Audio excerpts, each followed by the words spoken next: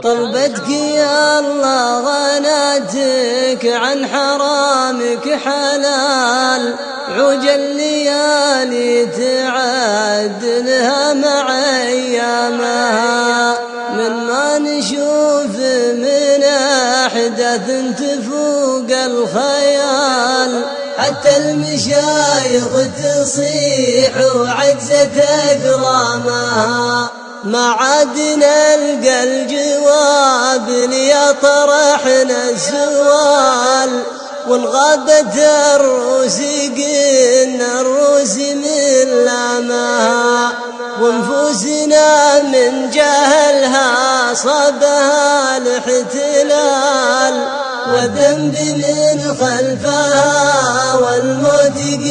قدامها،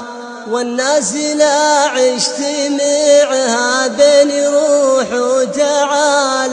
تبين نياتها وتميز احجامها، والمرجلة عند أهلها مثل شرب الزلال، ولا على غير أهلها تثني أقدامها، ناس تمتع بعقل وكن فيها هبال، وتعادي أصحابها وتصادق أخصامها، مدري ذكا مخي ولا نصب ولا احتيال، ولا تحلم حلوم وتبغي أحلامها، والعقل اللي يتخاوى محثال الرجال، يضرب على راسها العرقاه واخطامها، ومن راح عنا ما راحونا ويا الاعتزال،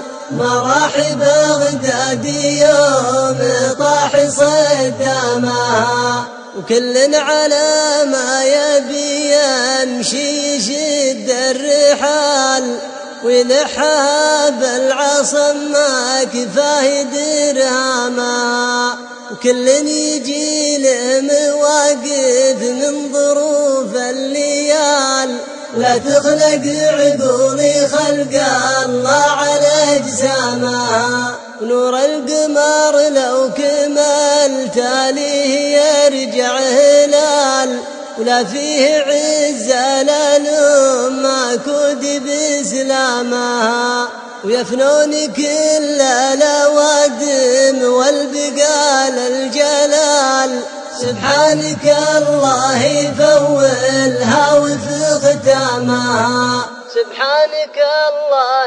يفولها وفي ختامها، سبحانك الله يفولها وفي ختامها، سبحانك الله يفولها وفي ختامها، فولها وفي ختامها.